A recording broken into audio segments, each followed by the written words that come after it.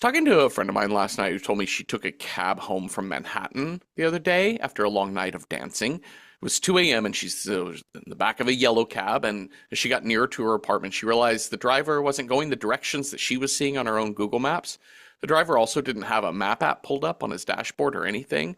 And she panicked a little bit, thinking, like, I'm in a cab. I never take cabs anymore. Like, there's no GPS tracking of my location, where I got in, when, where I'm going. There's no Lyft app to make sure I'm okay. And then suddenly the yellow cab turned onto a different street than she was used to, then onto another, and then boom, she was home, safe and sound.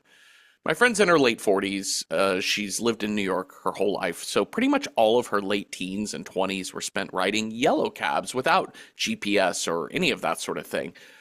And not thinking anything of it because she of course at that time didn't think anything of it because the GPS and the tracking hadn't existed yet. But now that we have those safety features, it's hard to imagine going without them. It's hard to imagine going backwards.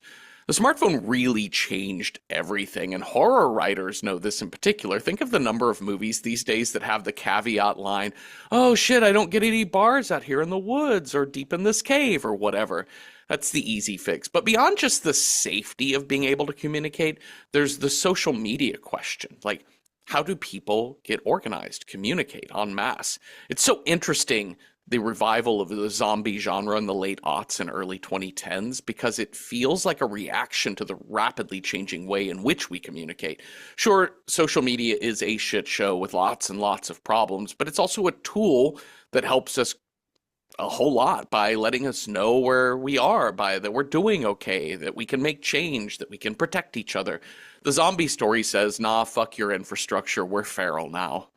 So The Walking Dead, a TV show that debuted in 2010, which was just before Arab Spring as a touchstone on the timeline, it got in just under the wire of the Twitter revolution. Of course, all satcoms are down in this world, so I don't know that Twitter makes a difference in the universe of The Walking Dead, but for a program that seems fairly contemporary by all accounts, by the way it's shot, the way it's performed, the way the story is told, I found it fascinating that the final fleeting moments of mass media demonstrated in the opening credits are newspapers. So truly the end of a horror era. Hi, Cecil.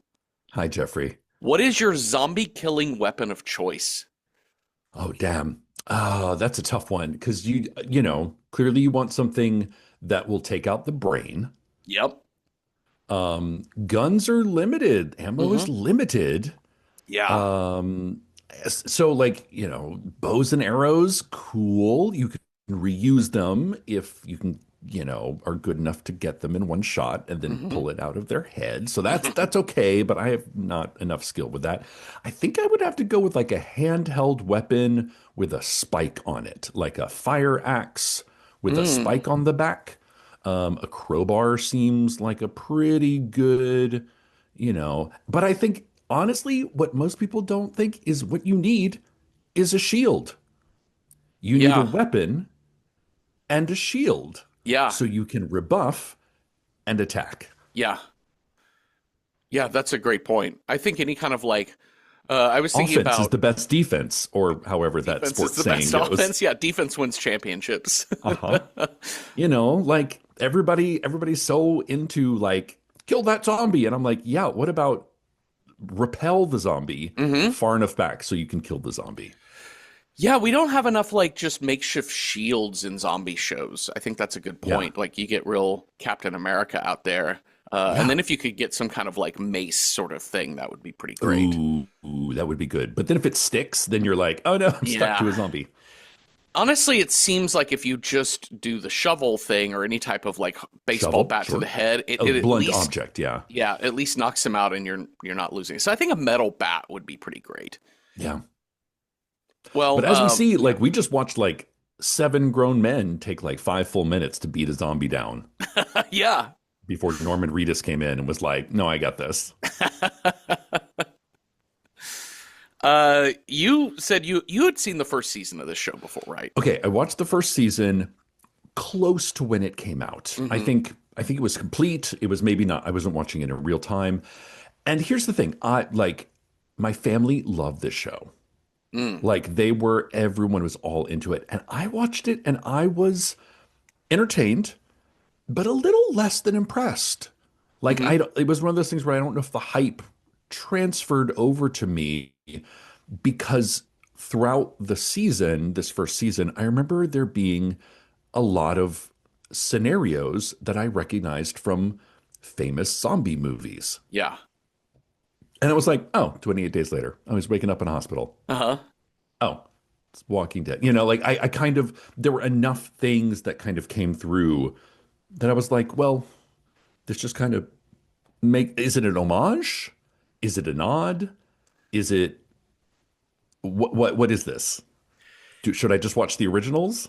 I had this thought too, because it does have a bit of, especially in that, we'll get to in episode one with Rick Grimes, our protagonist, living in a universe that looks very much like our universe in Yeah. 2010, except that no one has ever heard of zombies.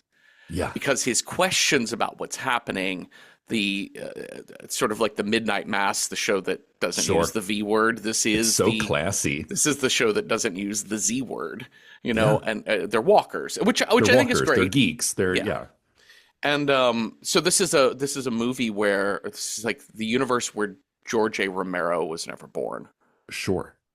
to create kind of the contemporary zombie, even though it's a universe wherein we're taking the George Romero zombie and capitalizing off of that, which was a thing I had to let go of. It's a little tough when you have a character that doesn't understand they're in a horror movie, Sure. but also doesn't understand a universal monster, basically. I know Mhm. this isn't technically universal, but yeah, I don't know. I found that really fascinating. I was more caught up in the soap opera of it, which is great, but Yeah. also like just 3 episodes in, shit is over the top soap. Yeah. I know. And I remember that being the other thing. I was like, I remember walking away from this thinking, the real enemy in this movie or in this TV show is not the zombies. It's these fucking people. Yep. Yep. These people are a lot. Yeah. I did my intro on social media, Mhm. thinking about kind of the way in which social media also has the ability to radicalize us Sure. for mostly bad but good as well. I mean, I guess it also, I think with movements like Black Lives Matter and Me Too and things like that, I think it helps radicalize us against concepts we should be radicalized against. Mm. I like there's a type of racism that exists in the world that you're like, Sure. yeah, we should be radically opposed to that in the way that we're radically opposed to, say, murder or abuse or what have you. And so I found it really interesting that kind of in these first 3 episodes that we meet this vehemently racist man Hmm. in Merle, and everyone's like, yeah, we should probably save him. Yeah, he's really vital to us. I'm like, is he though? Yeah. I'm not saying you should He's murder the man. Jeffrey, he's a human life. He's a human life, and I get that, but also part of me is like, yeah, this exists after this exists before Yeah. Twitter happened, where I think you would have a group of people be like, fuck that guy. Like, not kill him, but like, I don't care how useful you are at hunting deer, you can fuck right off. Yeah. Like we have voted you off the island. Yeah, yeah, absolutely. All right, well, season one, episode one, Days Gone By. This is my first exposure to the show, although I think Okay. via osmosis, a lot of this was Sure. really familiar to me. Hey, shout out to Frank Darabont. We've talked about him on this show before. He was one of his earliest credits is he wrote Dream Warriors, Nightmare on Elm Street 3. He Ooh. co-wrote the screenplay to that. He was also, and I think in that episode I talked about Stephen King's Dollar Baby program, Okay. wherein he offered The up, Stephen King short films. Yeah. or films and like short films, but yeah, you for $1 you could buy the rights to make the films, and Yeah. Frank Darabont had turned one of his short stories into a short film, which helped get him successful, and it was Stephen King that really wanted him to do Shawshank Redemption, and Ah. I believe did Frank also do The Mist? I know he did Green Mile. That sounds familiar. That I don't sounds, think he did The Mist, but I don't know. Yeah, Frank Darabont's had an amazing career, and then you throw in, basically creating the show The Walking Dead from the graphic novels. Um, I didn't read the graphic novels. I didn't either. I kind of wish I had. But again, in 2010, I was a little zombied out, Jeffrey. Yeah, yeah. As somebody who has been a horror genre fan for quite a while, once we got Pride and Prejudice and zombies, I Hmm. was like, y'all, I'm checking out. I think it is now so mainstream. Like there's a zombie rom-com. Uh-huh. I think I'm good for Yeah, at least a decade. yeah. And I think the thing about this show that I get the sense 3 episodes in, I'm going to be an expert on this show. Hmm. Hmm. But my sense of it was that the allure of this show is less to do with zombies and more to do with the soap opera of the people, in Yes, the way that Mad Men isn't really about advertising. It's about the soap opera, the drama of the sure. people. It's the And psychology.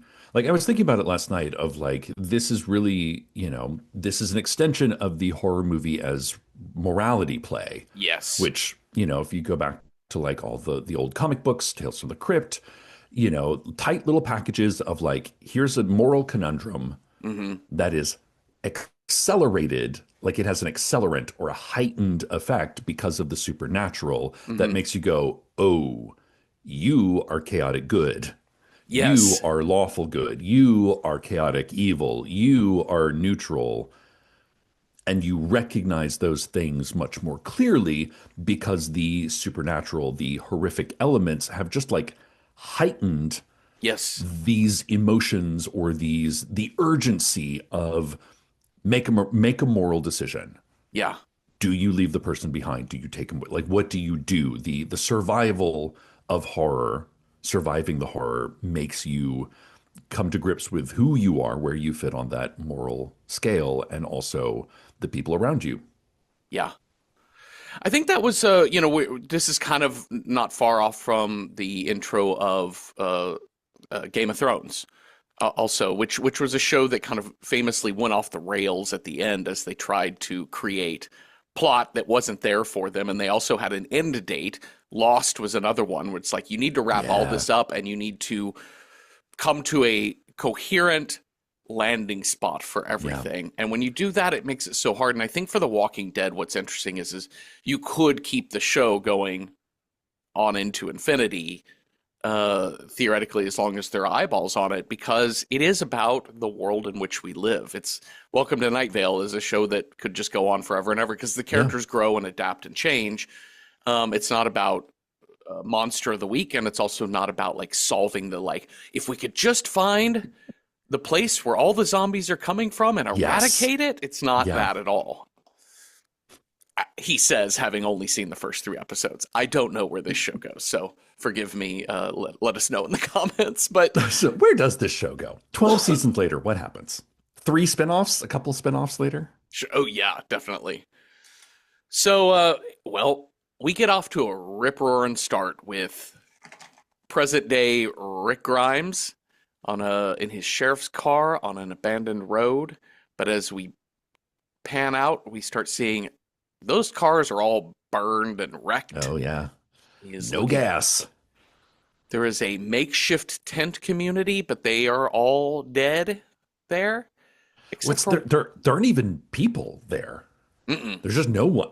There's like one moment where he sees a dead body in a car. Oh, okay. Yeah, but yeah, it's just But for me, it's more the lone man and the emptiness. Just yes, like everybody had a party and left. yeah. Everybody had something and then left. Except for this one little girl who's finding her teddy bear. Boy, there is nothing. We see her just from the legs first. There is nothing about this girl's legs or the way she's moving that No. says, "Hey, a sweet little girl." Hey, little girl, come with me. I will rest. Oh no, you're missing your Oh, face. Now, I will say this about The Walking Dead. The effects are tight. yeah, Like, I don't know if this shit won Emmys, but I'm pretty sure it did. It must have. Like, I feel like the special effects on this show were excellent, yeah. especially for a TV show. Yeah, the the gore, the awful being pulled out of Yeah. things is Yes. pretty great. And those are all practical effects. The gunshots are digital effects, but like Yeah. really stylized, very graphic novel stylized, like Yeah. head splattering backwards. It's a really really gorgeous in a really bloody sort of way. But yeah, we get our opening credits, and we're gonna flash back to uh, T T minus 5 days and counting. I don't know how Yeah, I long. guess. Or something. So we're gonna meet Shane, and we're gonna see Rick Grimes again. Rick Grimes Okay. is the deputy sheriff of unnamed town in Kings County, Yep. Georgia, Somewhere some northern Georgia. uh, outpost of Atlanta, Yeah. unnamed town. And yeah, these guys are old friends. They're partners in the sheriff's office, and Shane has got opinions on women Yeah. to start our show. Yes, he does. Which their conversation I just wrote down is the Key and Peele sketch of, and I was like, "Bitch, you said that? You said You that? said that? What? Totally. Yeah. Yeah, yeah, Yeah. Yeah. I told my girlfriend she's dumb and she doesn't know how to operate a light switch. yeah." I mean, in And then so many words. and then, I thought it in my brain. But I'm gonna sit. Yeah. Yeah. And we sort of understand the immediate dynamic is that Shane is vocal. Shane is everything Shane feels, Shane does. Shane is Yeah. controlling. He Yeah. is, to use the phrase, he's very type A. And He's a hothead. he's a hothead and has strong opinions, but also is the flip side of that is a caretaker. Like there's something kind of like lawful evil Lawful or evil. Oh, I don't know about that. He's not evil. He's not no, he's not evil. evil. No, he's definitely not. At least through these three I'd episodes. say more like neutral good. Neutral good, yeah. You I know, said like lawful because he's so controlling, as we'll see in the maybe. camp. Because like, okay, Rick Grimes is true lawful good, right? Yes. Yeah. Like knight on a shining hill, Yeah. horse and steed, literally. Literally. I was so mad about that horse. I was like, fuck yeah, we got a horse. Oh, never mind. Never mind. But yeah, it's I think John Bernthal is a little more, he once we see him in camp, he's definitely likes being the boss, but he Hmm. does have a sense of like, you know, my way or the highway. Yes. Yeah. Yeah. I think neutral good or lawful neutral sort of vibe. Yeah. Yeah, could be something to that. But yeah, it's interesting. And whereas like Rick, while he's our protagonist, Rick, we also learn when he's talking about his wife Lori, Hmm. said they're struggling. They've been married for a while. They have a kid. But Lori is just like, you don't open up, dude. Like you don't Yeah. share your feelings. And he's like, but then when I do share my feelings, she doesn't want to hear it. She's all mad. And blah, blah, blah. So it's definitely men grousing about the women in their lives. Sure.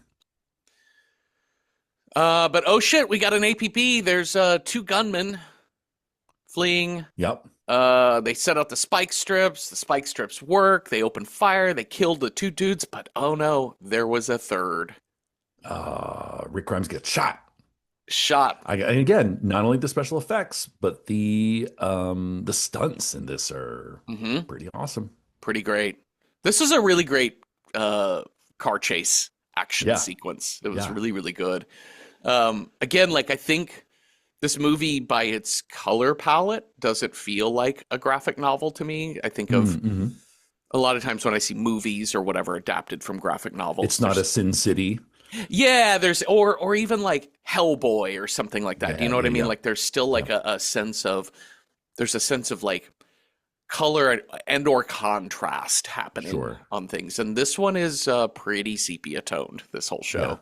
Yeah. Sepia, brownish, it's dirty.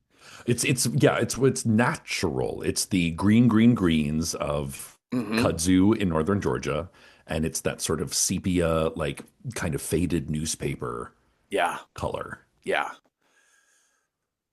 Well, Shane is bleeding out, or I'm sorry, Rick is bleeding out. Shane gets him to the hospital, and yeah, he's in a, I guess, a coma, Sure. or just a, Soap operas love a coma. they do love a coma, but he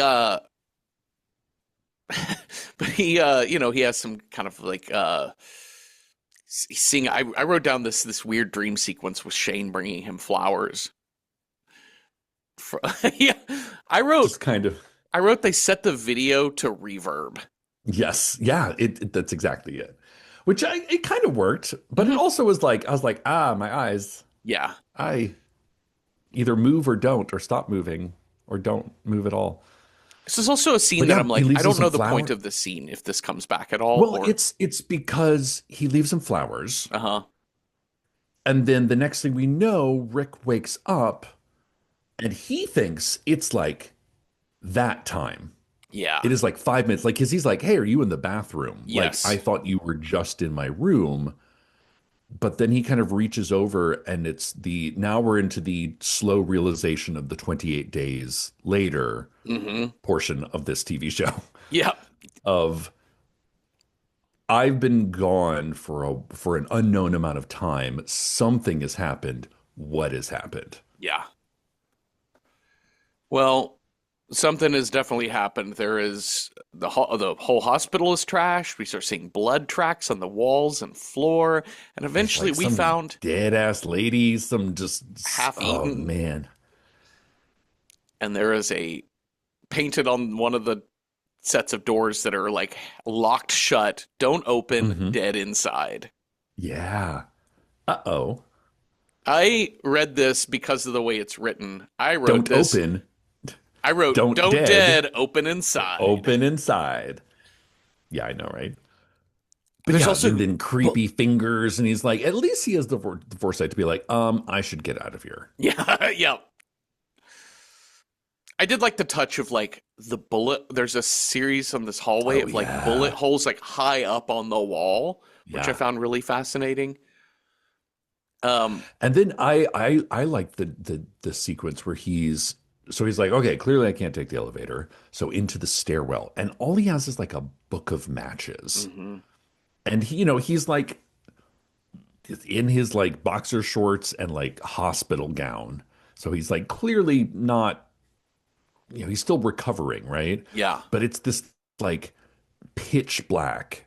It's so rare on TV shows that you see like darkness. yeah, And it's like he lights a match and it only lasts like 6 seconds. And because he's sort of hobbling, limping, because he's, been atrophied for, I don't know, 6 months or 3 months or something like that. hmm, And it's just his face. And it happens like 3 or 4 times. And you're like waiting for like zombie face to appear uh-huh. behind him. But no, that doesn't happen. But No, it's that building tension of like, what is in the darkness behind me? yeah, yeah, and also the way when he lights that when he first gets into that hallway, just seeing him under the match, you can see just how vile the stench is in there on his Oh yeah. face as well. It's great. Which we're gonna see in these first three episodes of the show. The way they capture smell, I thought was really evocative. I thought it was really Sure. interesting. We obviously have the whole let's go wear some awful through the crowd Yeah. sort of, but it's sort of explaining the way things smell to a zombie versus the way things smell to us. I thought was really interesting. And listen, if you've ever been to northern Georgia in the middle of the summertime, Hmm. things smell Yep. because it is hot and damp. Uh-huh. And yeah, Yep. All right. So he's gonna find a bike on a lawn. He's also gonna find a woman with her legs chewed off who's got full zombie face, and uh-oh. he's like, "Yeek! I'm just gonna get this bike Don't and like ride that. home." No, thank you. But at home, wife Lori and son Carl are not there. Carl. What a name for a child! You named your child Carl? I knew a guy who named his son Frank, not Franklin, not Frankie, Frank. Frank. Which Did it's he just sell hard to insurance in the call 1950s? anyone under the age of 40 Frank. Yeah. Was he in Death of a Salesman? Get Frank on the phone. Good Frank. Um, yeah, so this is, I mean, this is really touching. This like you arrive home, you don't know where your wife and kid are, you don't know what's happening. And then I think this actor, Andrew Lincoln, does a pretty adequate job of running through the gamut of emotions Yeah. from grief to bewilderment to, am I in hell? Yeah. Like, is this even real? Is it just me? Am I alone here? Yeah. Which honestly, that's what I'd be asking. I'm like, did I not wake up? Am I in a coma dream? Yeah. Yeah, he's great. I really like Andrew Lincoln in this show quite a bit. I think he's really, really excellent. I think it's really hard. I would imagine it's hard because I don't see it done successfully a whole lot, or super successfully. I've seen it done competently, where you have to play a character that one of your core problems, as one of your Achilles heels, is your Hmm. inability to open up. We set that up in the opening Hmm. scene with Shane. Is that he is not like a forthright person. Shane is more of your 80s action hero type. Like, he's full of Yeah, totally. one-liners. He's Yeah. he's on top of shit. He's ready to go. He's ready to fight. And not that Rick Grimes is a reluctant person, because when problems come his way, he has solutions in mind, it seems. But he also is a bit he's a bit introverted. He's a bit introspective. And I think that's just harder to pull off. And I think he Yeah. does it really, really well. I do love this sequence when he goes to sit down outside. This is a classic guy doesn't know he's in a horror movie Sure. irony. It's And like, he oh, kind there's of a sits down. person. And there's a person in the street, and the way He he just waves. waves. Hi. Hello. I'm over here.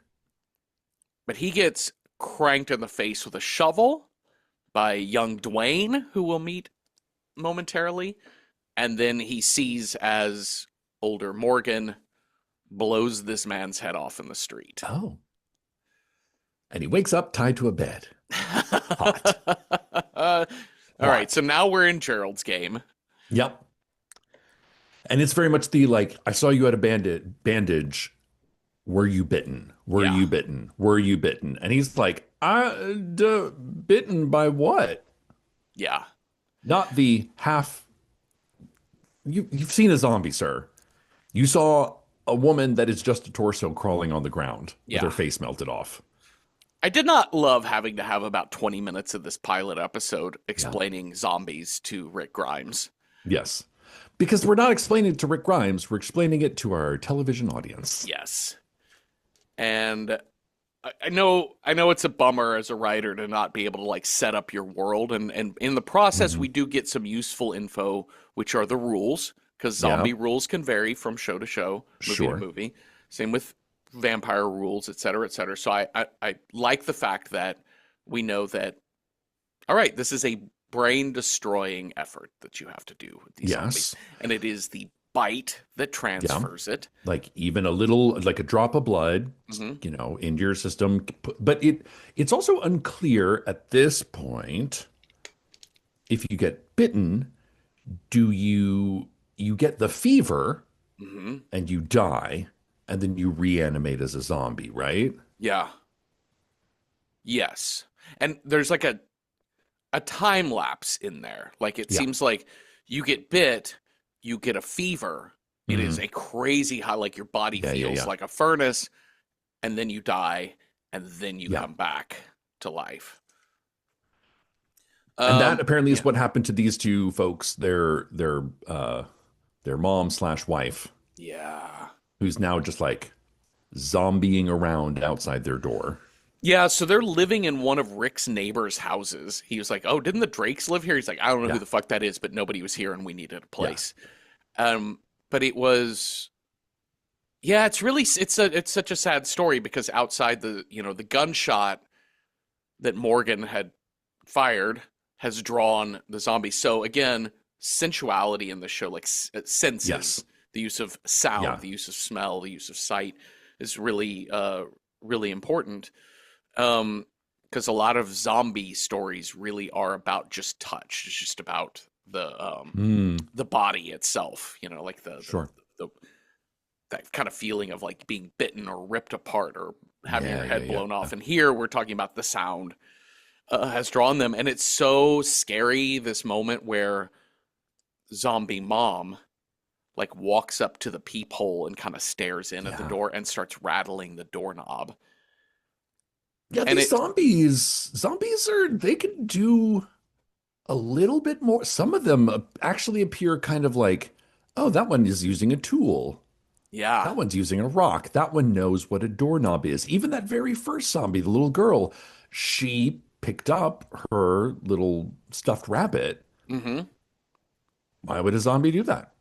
yeah, And again, we go back to the like Dawn of the Dead, in which they're like, at the mall and they're like, why are they coming here? They're like, well, maybe there's something in their brain from their past life yep, that is still bouncing around inside that zombie head that is like, I need this or I can use this. So it's yeah, not total brain dead. There yeah, are every once in a while little blips yeah. of more. It reminded me of John Lindquist's novel, the guy who wrote "Let the Right One In." Also Mm. wrote "Handling the Undead," and that's a novel that I haven't seen the movie version of it that came out last year yet, but it deals with the muscle memory of the dead. It deals with the Oh. idea that these zombies who come back to life, they're not harmful zombies in that book necessarily. They're just doing the same things they've always done, and it's kind of Oh. creates a simulacrum that they are living, that they are It's more like alive. automaton Yeah, and than the brain living hungry. can't let go because we have the visual memory of them. And so Yeah. seeing the wife, even though she's just like flicking her tongue out and kind of Yeah. gagging and drooling and looking like an animal, Morgan can't bring himself to destroy her, to kill Yeah. off the zombie or put her out of her misery, I think, Yeah. too. Yeah. All right. But that's where we leave them, That's dealing basic. with their emotional quagmire. Yeah, I But you're like, don't here's some know. guns. Yeah. Here, I used to be a sheriff. Let's go to the sheriff. Yeah, let's stock up. Let's take a shower. Yeah. Let's grab some guns. Let's grab Hmm. some ammo. Uh-huh. And Um, here's a walkie-talkie. Meet you in Atlanta. See you in Atlanta. Meet you on Peachtree Street, Peachtree hmm Ave. hmm We'll go to the Coke Museum. It'll be great. they have a world-class aquarium there But they in have I Atlanta. mean, we can go to the Yeah. Fox Theater is amazing. We can Yeah, go catch a absolutely. show. So they go to the before they head to Atlanta, we go stock up at the sheriff's station with Yep. guns and ammo. He hands some of that off to Morgan and his son. We're not going to hear from them again in these first three episodes. I don't know if we hear from them again in this show. I bet we do. I bet we do. I hope This so. seems like one of those TV shows where like a character comes in, is on for one episode, and then like 2 seasons later, they're like, "Remember this guy? Oh Yeah. shit!" And they come in and save the day or destroy the day, Yeah. depending. Yep. But Rick has a couple things. One, he's got a giant duffel bag filled with rifles and guns and ammunition. He's also got the information from Morgan that one of the last broadcasts they got on radio or television was that they were trying to do some type of safe haven in Atlanta Yes, itself. yes. And also the CDC, which the only thing I remember about this TV show when I watched it is like the CDC was like the finale of the first season. Okay, okay. That was kind of the like, Atlanta has fallen. Maybe somebody at the CDC has answers. Fauci. Yeah, I know. Just That's kidding. it. I don't think he's CDC per You're se. like, you're just trying to hand him a mask. You're Yeah. like, could you put this on? Stop biting me. All right. So he heads to Atlanta. On the way, he finds a farmhouse with a couple that has ended their own lives. And drawn in their own blood? What? I was It, confused by this. I was like, wait, you shot yourself in the head. That is written in blood. So you like dabbled in your husband's blood. God for wife's blood. God forgive us. Gross. I think you could have just written that on a post-it note. I don't think you need to write anybody. No. Just Again, I go back to like a friend of mine back in New York. We would have this conversation. This is in around 2010 when all Mm, this shit was like zombie, zombie, zombie, zombie. And he's like, take me out. I'm a house cat and I am not meant to live in a yeah, post-apocalyptic wasteland. yeah, I give myself 3 days. yeah, And then I'm like, no, nobody has, no, I have to dry shave. No, I'm good. yeah. Yeah, this was just we needed a dramatic beat. So having stuff written in blood like "Don't open, dead inside" or whatever. Well, Um, I think this is also the inherent Christianity that runs like a river through yeah, this TV show. yeah. Because I don't think it's it's no coincidence that this is set in the South. We're Hmm. going to get into like racial stuff. We're going to get into like feminist stuff. Hmm. But I think it's also like, what do the Christians do when hell on earth is here Hmm. and they're like, oh no, we didn't get raptured. Are we Hmm. not good Christians? Hmm. Like where does God live in all of this? Yeah, And, you need to have a show with a strong moral compass protagonist. You need to have some like strong morals. yeah. What That's would true. Jesus do? What would Jesus do? Uh, I mean, Would Jesus take the horse and ride? he was our first zombie. I know, right? Well, All he right. made the first zombie in Yeah, Lazarus. He's like, ba-bam, that's true. You're right. You're right. arise, Right. come to this wedding. Oh, you seem real bleak. Whatever you saw on the other side, apparently you should not talk about. Uh-huh. I'm going to leave. I have other things to do, Yeah. and I'll let you deal with your family, deal with all of this zombiness. Yeah. All right. So he ends up stealing a horse because he cannot find gas. He I cannot love f- this.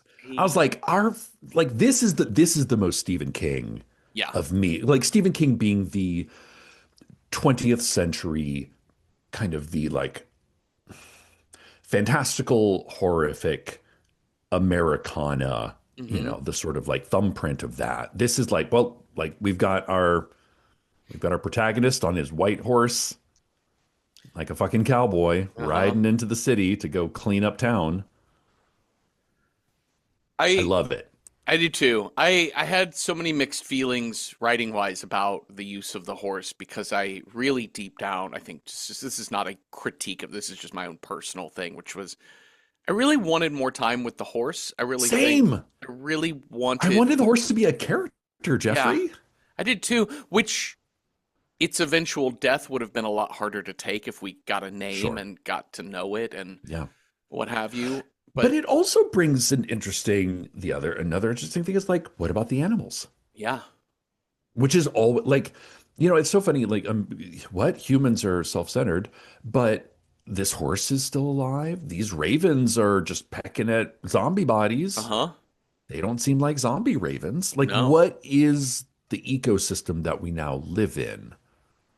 Yeah. On the flip side with the horse thing, which is, to your point of like kind of having this the sheriff riding in on even though it's a brown Mhm. horse, but riding in on his white Sure. horse, the cowboy, right? The Yeah. classic cowboy imagery. The famous poster artwork of the show is summed up in the highways of Yes. Atlanta, clogged on the outbound lane, empty on the inbound lane. No, nobody wants to go in. Nope, Everybody no wants one to wants get to go out. out. And then you Except have one man on a Sheriff horse Deputy Sheriff Grimes riding with in a to save the bag day. of guns Yeah, which is and no great. backup. And the way that in episode one that comes to a screeching halt so Yeah, that fast, I lasts think like is 7 minutes. it's pretty masterful. I like that a lot, but I it's mean, it also sets a tone for, this is of a time period where they're like, the anyone could die show was so much more shocking at this time. yeah. Game of Thrones, this, and I think this was one of the reasons why people were kind of enamored with the show, is because it did not give a fuck who Hmm. you liked or who you didn't like. Anyone is vulnerable. Opening scene is an 8-year-old girl getting shot in the forehead. Sure. Yeah. Which is But also that is lifted straight out of Night of the Living Dead. Yeah. So that like, oh my God, a small child, we must help her. Oh no, us. How could this something so young and innocent be an evil Yeah. killing machine?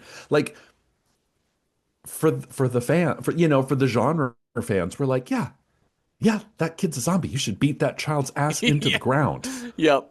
I know. Sorry, mom, we're watching Uh-huh. the TV show with. You have to like catch up Yeah. to the level of, jaded that the rest of us are living at. Yeah, yeah, absolutely, absolutely. It is a thing where, like, this goes back to me in sports movies. I just don't watch a lot of sports movies because I know it's either gonna like screw up what I already know about Mm. sports, or it's gonna explain sports to me in a way I'm like, what have you. But like But sports is a metaphor for life, I Jeffrey. know, and If like I can just make it to the big game, yeah, if and I we're can never just gonna. win the big game, I win my life. And for the budget you have to put into any movie or TV show, Yeah, you cannot make it just specifically for an audience, or you rarely no. can. And Walking Dead very much says we are still an evening soap opera, Yeah. and it does that really really well. But yeah, for those of us who have seen our fair share of zombie stories, we're like, yeah, thank you. Uh-huh. Yep. Yep. Don't touch that. Nope. Don't open that door. Nope. Nope. Nope. Stop making noise. You don't need to knock on their door to go scavenging. Well, our final moments of episode one of our pilot episode is he sees a helicopter. So we've got a couple of great teases. One, there's a helicopter that's not being flown by zombies. I also love that he's like he sees it reflected in a building. So it's not Hmm. even we don't even see a helicopter. We see a reflection of a helicopter, Yeah. which is just one thing removed. Hmm. And as he starts to follow that, he goes down the street, and then there is just zombie horde, Oh my God. capital HORDE. I remember you were in the Edinburgh Fringe Festival when the Neos went to Edinburgh, right? Were Mm-mm, you there? mm-mm. No, you were not there. I have a hard time remembering. There was a couple of us that stayed, and then there was kind of a rotating cast a little bit. Right. But me and one of the Chicago Neos went to a zombie run Okay. based on this New Zealand company. I wish I could remember their name. It was a New Zealand company, and they essentially took over the entire parking garage and a building of like the Edinburgh University. Okay. And again, it was this morality play of like you got divided into little groups, and me and this guy were like, okay, you go over there, I'm going to go over here because we want two different plots Uh-huh. so we can talk about them afterwards. And, somebody in my group may or may not have been bitten or was bitten but still alive. And the sort of the military wanted to just execute them. And we had to like vote on whether we just shoot this person in the head. Wow. And then right before the vote, like the thing happens, like a door opens, and then you're kind of like herded into this thing. And then it all ends with you just running for your life from zombies in a parking garage. And the thing about the 2010s that I think was really, now we're 15 years removed, flash mobs were a thing. Yeah. Like people loved okay, if we can just get like 75 people together and put them all in zombie makeup, it'll be fun. Hmm. Something fun will happen. Either for the witnesses, the spectators, the participants, or the people doing the thing itself. People love that shit. I went to a zombie crawl in like Saugerties, New York. Uh-huh. That was literally just, hey everybody, the theme this year is zombie. For Halloween, come dress up. And That's then we're just going to go to different bars around Saugerties. yeah, yeah, yeah. Like there was a sense of like, let's get everybody together and do a thing. Yeah. And I think the zombie kind of hit that of like, I don't know who this person is, but we just, we're going to, for 7 hours, we're going to sit in makeup and walk around and moan and, you know. These extras are really fascinating to me. I mean, everybody seems to be doing a great job. I didn't notice anybody out of line in the extra department, like when we Oh no, watched, everybody's into it. like when we watched opera. The people in that crowd were Oh yes. amazing. Um, Some of them are behaving better than others. Some of them mhm. are like, ah. But it's funny because for like a TV show, you're hoping to just go on and on and on and on. And so Sure. there is the sustainability of a TV show means you have to shorthand some special effects. So there's definitely Sure. people out there who all they got was just a nice coating of powder A on their dab, face, a a little dab. dab. And like somebody came in with some like red nail polish and just kind of like, drew some lines Yeah, on their dab, face dab, or what dab. have you. But then you Dab, dab, also dab. have like some kind of not featured zombies, but zombies that are much more like get close to or interact with the leads Yes. that are pretty awesome. Yeah, I think when we focus on singular zombies, we're doing great. And they don't even have to necessarily do anything. They're just kind of like they have like 6 seconds of screen time. Mhm. So they go, that's me. Look at me. I got special contact lenses. Rick manages to get fully swarmed by these things, but they take his horse down first. Sad. Yeah. He crawls under a tank that we've already seen a setup of a lot of military vehicles and Yeah. equipment that are all abandoned. He gets up under this tank. He thinks he's done for, but there is a bottom hatch that he crawls up through Yes. quickly, seals himself inside, and then uh, has to shoot a zombified soldier inside of there. Yeah. Again with the sound, because he Yeah. shoots the gun inside of a tank, which causes instant tinnitus. Oh yeah. And like tonight is so bad that he's like woozy. Yeah. But somebody starts talking to him on the CB radio. Hey, you dumbass in the tank. You cozy in there? What? Credits. And That's a then we great get end. this like, and then I like this final image of this first episode is great of the Mhm. like just the it's the hordes, Yeah. and I think the father and son character, they're like, hey, listen, you've only seen them two or three at a time, but when there's a lot of them, Hmm. they can be overwhelming. Yeah. And we get that sense as the camera just keeps pulling up and up and up and up and up and up and up of just how overwhelming the citizens of Atlanta can be when they're zombified. Yeah. There's a big reason why we don't have a lot of like it's a little tough to stay in a city when zombie apocalypse is upon you. Right? Yeah. Episode 2, Guts. Uh we saw a brief moment in episode 1 when he's getting out of town where he's trying to make contact Oh, with anyone yeah. on his radio, and he does reach this camp. And one thing we do see in episode 1 is one of the people at the camp is Shane. Yeah. But they don't And know that's each other. yeah. And he's talking to some lady that we can and the Carl and the like Yeah. his family is there. This was interesting because this was immediately spoiled for me because I already knew this story point. Sure. And you can't, I was pulling up Wikipedia to get character names and whatever else, but the summaries of season 1, episode 1 basically states that this is Lori and Carl. And Yes. we see her and Shane having a romantic but a little bit Oh secretive yeah. relationship. Sexy sex, secret sexy sex. But And we're also, like, damn. but they don't say their names, I think, until episode 3, maybe, or end of Oh, really? episode 2. But yeah, I mean, episode he 1, they kind don't of say that do that's they? Lori and Carl. So I'm Oh, just yeah, you're curious, right. did we know that that was them and not Shane's girlfriend and kiddo sort of I mean, thing? I recognized her from the photo that Rick has in his cruiser, his police cruiser. Oh, there you go. And There you also, you go. can just kind of tell, Yeah. Yeah, you just kind of like know. it's like a casting thing. It's like you're like, oh, I bet. Yeah, Yeah, that's, I yeah. think I know what's going on here.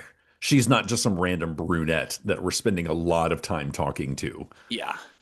Well, this opening cold open for episode 2 is the two of them fucking in the woods, and he is like, "Hey, Oh, and can they're you take that really locket into off?" it. Yeah, They're really into it. And she has the moment where she's like, oh, I've got to take my dead husband's wedding ring off. yep. But then let's take a train down to Bonetown Station, now leaving. Hmm. And they still feel kind of like you can tell it's a secret thing. Which is going to be very convenient because, oh my God, if it had not been a secret thing and then episode three comes along, Yeah. ooh, the camp would have been a buzz. You Yeah. know what's interesting? You were talking about the effect of social media on Hmm. our lives. And you know what's interesting? Without social media, or social media is just an extension of this, pre social media, gossip Yeah. was a very powerful thing.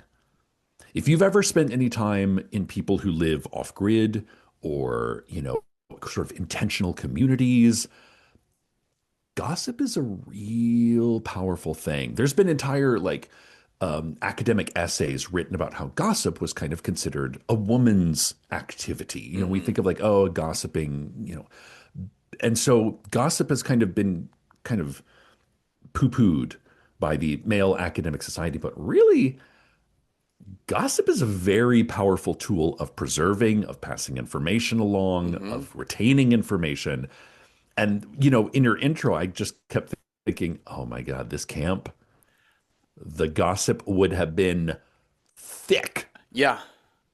that Well, that's her husband who just showed up and now she's fucking, and this dude wants to be this guy's dad. And now, oh shit, everybody's just back with their popcorn, just like, oh, what's happening in that tent? yeah. Because you're living 3 feet away from each other and you have nothing to look at except each other's faces. Yeah.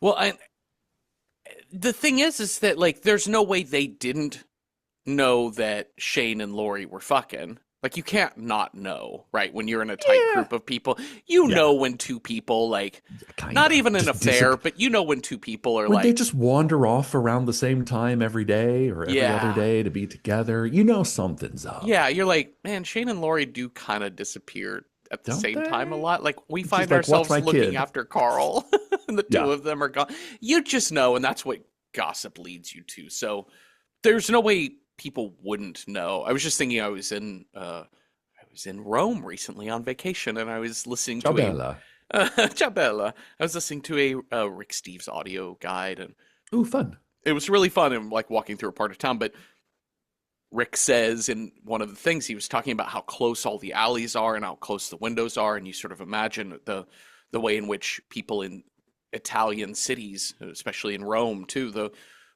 there is no Italian word for privacy. The word for privacy is just taken from the Ah, English privacy, but interesting. but the idea would be, he was like, that's just the metaphor to point out that like, you have to know that, look at how close everyone lives Yeah. together, and especially in a time where windows are open, like Yeah. everyone knows everybody's deal. You know the Yep. fights, you know the loves, you know the stories, you know that they're going through grief, you know that they're going through happiness, and that's just how tight communities are, and I would imagine the people in the woods have to have known. Well, and especially in a Roman Catholic centered society, you're going to see everybody on Sunday, and you're going to see who's doing confession and who's not. You're Yep. like, I know you were up to some bullshit on Wednesday, Yep.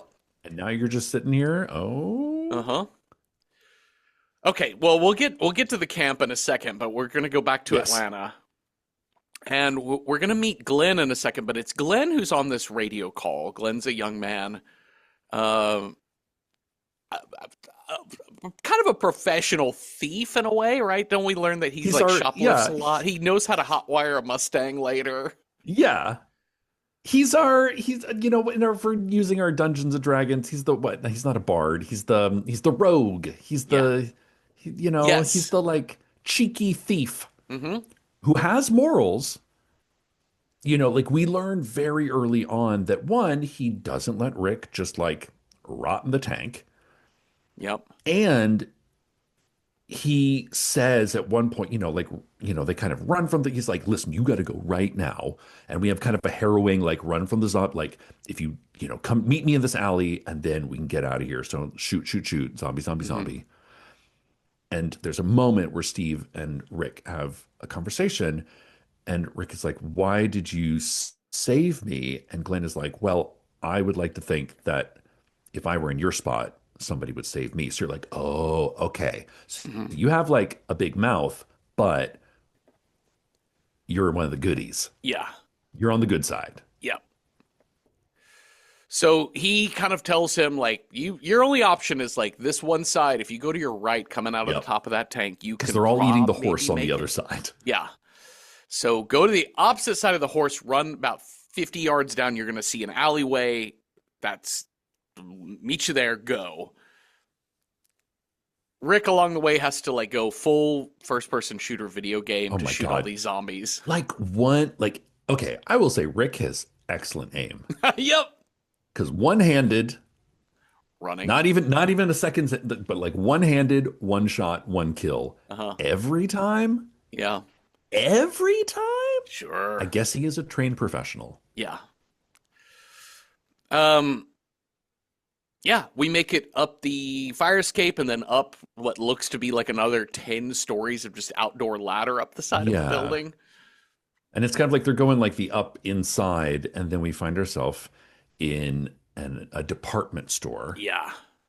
with a ragtag group of misfits, Uh-huh. one of whom is very angry that Rick has done something. Yeah, so this is Andrea that immediately draws a gun on Rick. She's like, "You've killed us all." He's Yeah, like, because bitch, I don't even know who you are. I didn't know you were here." yeah, because all of his shooting has drawn the zombies to the department store, and so now they're like pounding on the walls. They know that the living are there. How do they know that, Jeffrey? The sound, I Of guess. what? They're in a building. I know. I Like the guess it's. sound is outside. How do these zombies know that there's people in that building? I don't really know the rules about like, can you just hide and lay low and be quiet, and the zombies will Yeah. go away? Because there's a Like there thing. is some, yeah, we get to the smell thing, which I get, Yeah, but they're in a 12-story department store. yeah, There's a horse and a tank and stuff happening outside, but yeah, they've gone up and over. The zombies aren't, huh? yeah. Huh? Why I do the zombies think you're in that building? I think because this is going to be dealing with is it this episode or Yeah. yeah, it's this This is episode the where we're guts. This dealing is with the like, how do we guts. Yeah. get this? It's kind of like what happens over the course of one afternoon, because we're only on day 2 of Rick Grimes being out in the world. Yeah. He's having a long ass day today. Yeah. Well, and How do we get out of a locked building? yeah, and so this is whereas episode 1 dealt with the sound drawing the zombies. We mentioned the sound, but ultimately it's the smell that draws the Yeah. zombies here. Um there's also another problem. It's not just Andrea who backs off. Yeah. Up on the roof is Merle Dixon. Merle Dixon. And he is just snipering walkers from the top of this roof, which is really kind of unnerving because it makes me think of like the University of Texas like tower sniper. Just Oh yeah. it makes me think of like mass shooter sort of But feel. yeah, and he's giggling Yeah. about it the entire time. And we've kind of already established the like ammo is, I think literally Rick even says like ammo goes faster than you think. Yeah. So why are you just shooting zombies that are Yeah. 600 yards away? Yeah. This is I don't love this character. I don't know where this character is going to go. I mean, it just feels a little bit like rage bait to me for a soap Yeah. opera, right? Like it's a little bit like we need you to be really mad because at We some need a point in baddie. time we're going to show that he is kind of, I don't know if they do this or not, but it just feels like we either going to set up that there's a giant character turn or that they're also useful so it's hard to let them go or they're Ah, just rage bait so we can watch them get theirs. But my thought is it's one thing to have like this because we're gonna see the way he talks to and treats T Dog, yeah.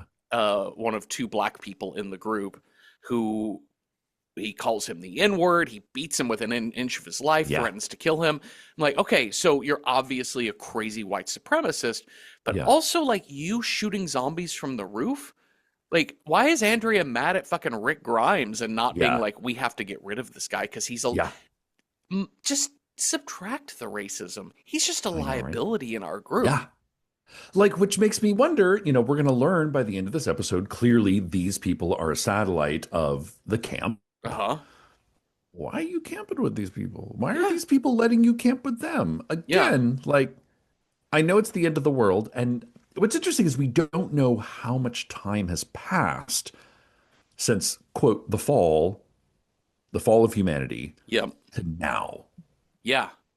We know that I'm assuming grocery store, like they've eaten all the, they're hunting and shit. They're Uh-huh. foraging for mushrooms that they don't even know what to look for, which is a terrible idea, but okay, Mm-hmm. sure. But you're not even into like, let's loot the Walmart. You know what they have a lot of in suburban Georgia? Fucking grocery stores and Walmarts and Costco's but I guess we assume they value the secrecy of the gorge or the what do you call it? It's a thing with water at the bottom. Cove. No. Oh. Mm. Thing with- Oh, Wherever the fuck ravine. they're at. The ravine. Yes. Yeah, whatever the fuck that thing is called. Where Yeah. you mine and then there's like water at the bottom and that's a big cliff. Quarry? Yes, that's what There I'm you looking go. for. Like they revere the secrecy of that more. They're like, let's go out and like just shoot a deer and live, Yeah. primitive style Yeah. off the land rather than trying to like pillage. And also, why are they pillaging in the middle of downtown fucking Atlanta? You know what Atlanta has a lot of? Suburbs that go Yeah. on for miles. Yeah, I don't fully understand that because in the city you're not the grocery stores aren't quite as robust as the suburbs. And also, like if you're looking for weapons, the suburbs of Atlanta, I would Yeah. imagine, are gonna have some Walmarts with rifles and bullets Like at them. you can find a Bass Pro Shop Yep. at any outlet mall in America. Yeah, and so I think in that way, they're like the survival plot line of this zombie world doesn't make total sense to go into downtown Atlanta so much. And also, I think just the survival plot line of like we need these two fucking assholes in our group. Yeah. It Yeah. feels very 2010 to me, as in like here's how we're gonna deal with race, and also here's how we're gonna deal with what racism looks like. And not to Sure. say that that racism does not exist, but it's just to say that I think in the 15 years that have followed since the initial making of this show, Our conversation of race is different way or more nuanced granular. differently. Yeah. Yeah. This is kind of like we get the idea that from Merle's, uh, you know, dialogue that it's like this is sort of a prison racism of listen, you are over there, I'm over here, but if there's something that we need, we can work together just long enough to get it, and then you go back to there and I'm over here, and that's Yeah. the way God intended it. Yeah.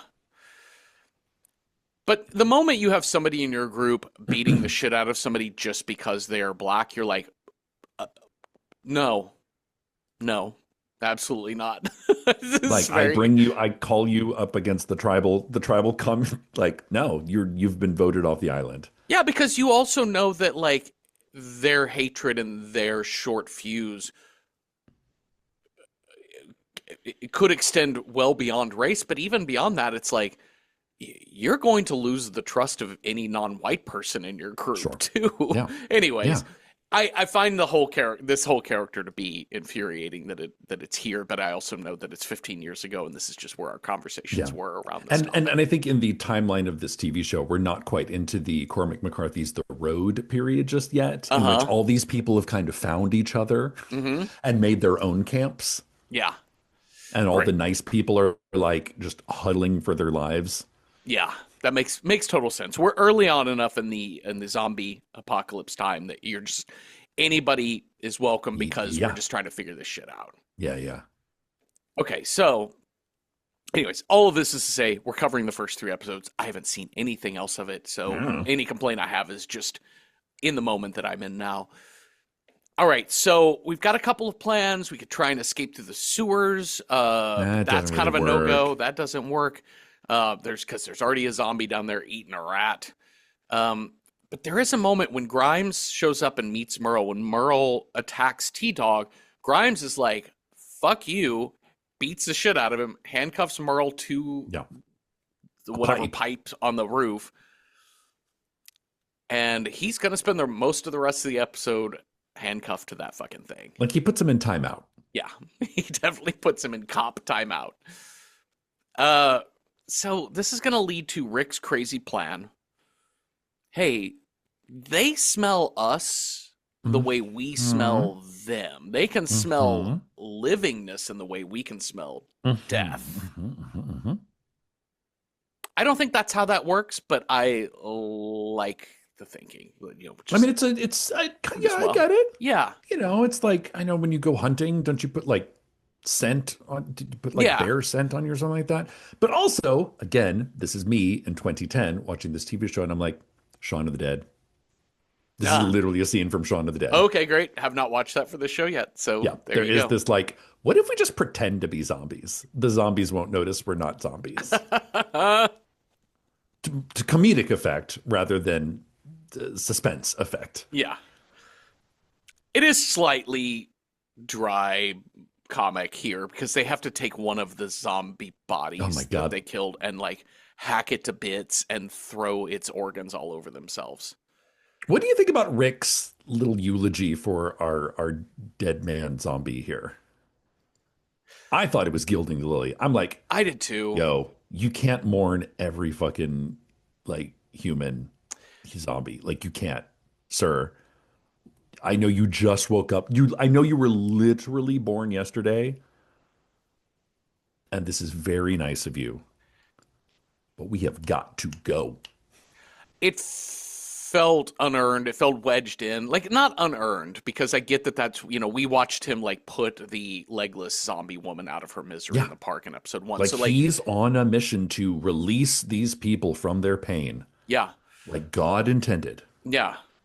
And I get that. I just think I don't know where this falls in the graphic novel in the beats, but there's just something Maybe. here where I'm like, no, get to it. But I think what I think maybe you can have that beat at a different, more like pensive moment, a time when you Mm. have room to stretch your legs and think about life and whatever else. But it It just felt weird.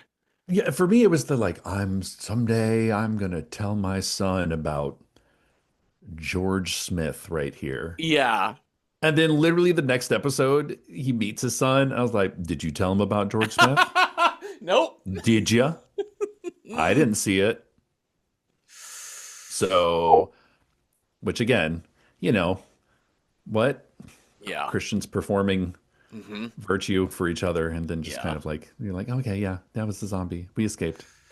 Huh? I love my son. I love my wife. So Glenn and Rick are going to make a dash, well, a slow dash, Slow pretending to be dash. zombies to go get these Like a box moving truck. trucks, box truck, Yeah. because they know that they keep the keys on a little panel on the wall that's unlocked. So they're going to do that. He does give T Dog the key to Merle's handcuffs because I T Dog mean, is a little bit like, I know he hates me because of the color of my skin, but also he's a human being, cannot leave yeah. a person behind. But T Dog is struggling to know what to do. So T Dog goes and sits up there and like taunts him a little bit just by being Yeah. there. Well, also T-Dog is in charge of like trying to get anybody on the radio Yeah, because he has to and sit they're on the roof. Yeah. yeah. Okay, so we've got. Let's get all zombified. Let's get And I like zombified. this is so I love it, but it's kind of silly. They've got like hands, like sausages just like wrapped Yeah. around them. There's also this question of how do zombie virus work? Like, because he makes a comment like, don't get any on your skin or your eyes. I'm like, listen, I don't care how popped your trench coat Yeah, yeah, collar yeah, yeah, is. yeah, yeah, yeah. You're getting some of that on you. Yeah. Um, so I don't know. I'm curious. Is it only from teeth into skin that you They're like actually dab, dab, dab. dab Because I dab? think that's what I can't remember. Is it 28 days? One of them is like it's in the saliva. Yeah, There's some zombie movie that's I like think it's the 28 days later. Yeah. no, because I think somebody gets like a drop of blood in their eye. Oh yeah, you're right. Brendan Gleeson does get the Yeah. drop comes down. Yeah. Like the single drop, which is such an iconic moment. But yeah, I know others have been like, oh, it's in the saliva that carries it on. But yeah, you're right. You're like, this seems messy. Yeah. But you know, it's working. It's totally working. But that thunderstorm's been Oh brewing this whole no. episode. And they got to make a mad fucking dash for it because it's washing away all of the awful from them. Hmm. The zombies figure it out. Big chase. They climb the fence. They get into the car. Just escape just in time. I, I don't fully understand this, but they also have time to hotwire a red muscle car. Well, they drive away Yeah. because somebody in the building says, "Oh my God, they're leaving us." Yeah. So they drive the box truck away and kind of get far enough away that they can, like they've kind of left the slow walking zombies behind. But the plan is to, hotwire this Mustang, which apparently you can do with a screwdriver. Yeah, I was noting that. Okay, sure. I suppose so. And then they're going to like use that as a decoy, Hmm. gather the zombies with the fast car, roll the slow truck in, load everybody up, get the fuck out. Yeah. But as we go on, we do kind of learn we're like, what? Wait, you're now driving yes, you're driving a fast car, but how do you turn fast car alarm off? Yeah, that seemed weird to me. I wasn't sure about a car Like, alarm that continues going off while you're driving at 80 miles an hour on a freeway. well, I was like, well, just stop, get into truck, Yeah, continue driving. yeah, But we have to kind, we got to. He loves that car, and it's this kind of like you get the feeling that in a show that is going to be a lot of losses, I think literally they're like, well, somebody's having a good day. Like you need to have moments of joy or levity, or else you're just in the movie Hereditary, yeah, you know? yeah, Like you need to see a character enjoying winning or having a plan succeed, or else it's just too bleak. yeah. You need a life worth fighting for, Yeah. basically. Yeah. Yeah, a lot of the stuff around this car doesn't make sense because they also smash out the driver's side window to get in, and then there's moments where he's like driving through mobs of zombies and they're pounding on the windshield. I'm like, just reach Yeah. in through the driver's side window, Yeah. which isn't there. Yeah. Okay, so they manage to get the box truck. They get back to the loading dock at the department store. Everybody out, get down, up on the roof. They're all making a dash for it. T-Dog takes the handcuff key out to save Merle, but he trips and it falls down a drain. And Oh sorry, dude, no. bye. But he does take the moment as he leaves to chain and padlock the door to the roof. Yes, to help keep the zombies from the So it's like walkers from getting him. so he's going to die an even slower, more painful death. He's gonna die of exposure, basically, at this point. Ooh, that sounds fun. Uh-huh. Um, and obviously, this is no good for Merle, but we do see a moment where T-Dog accidentally drops in his panic to get out of that building. He accidentally drops the tool Yeah, it's bag. like a bag of tools which has Yeah, a hacksaw. yeah.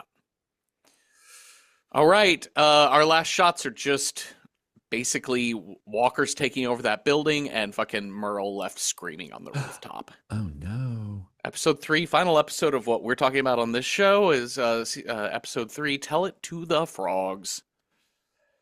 Starts with Merle again, and he is babbling. He is delirious, Yeah. He's talking to like people that aren't there. remembering the good times when he was getting in fights with people, knocked some dude's teeth out. Like I think he was like in jail. He got put in jail, but according to him, it was worth it to see that person get knocked out. And Yep. then it gets real quiet, and we have what Martin Scorsese calls the God shot, the like above Mm-hmm. the overhead shot, and then he just starts crying to baby Jesus about Yep. how bad he's been. Please show me the way. I know this is I punishment. know I was bad. But then he sees the hacksaw and he's like, never mind, fuck you. I ain't gonna beg you. I know, right? Which is a very funny turnaround. Credits. Credits.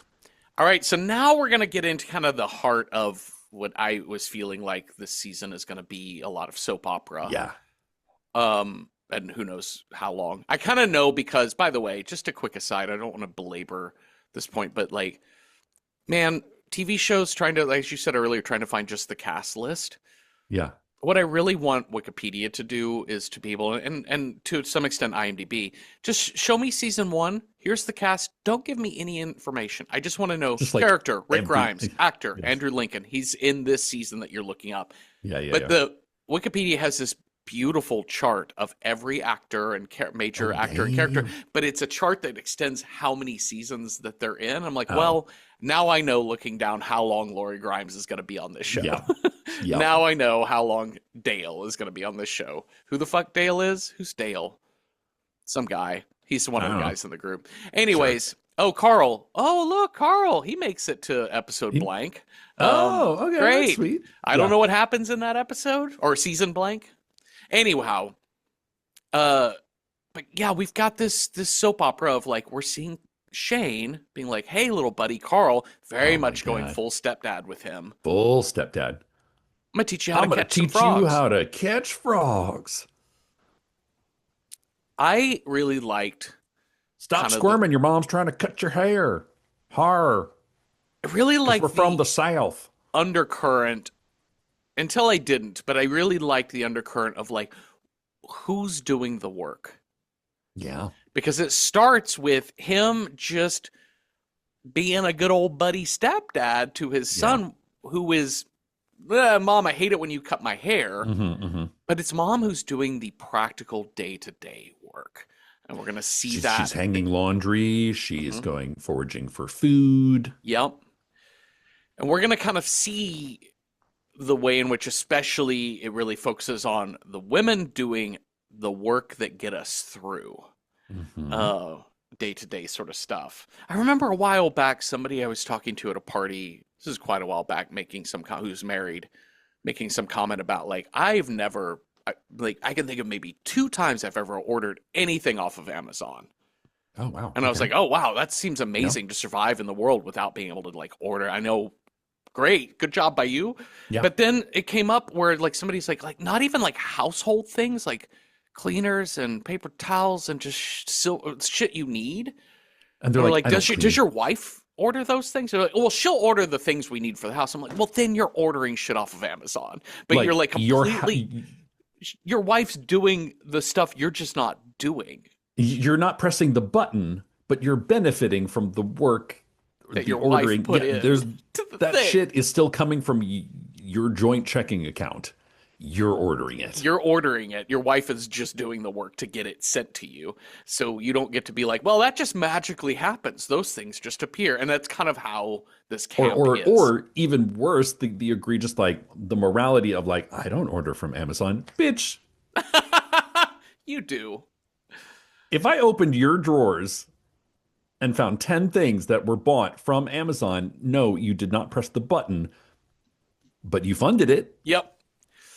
But that's So kind of the get off dynamic down. in this camp of the men, mostly in this case, really, uh, not really doing a whole fuck ton. A lot of times when we Yeah. see the men, they're just talking about shit they're gonna do, They're policing. they're policing. That's what Shane does. They're hunting.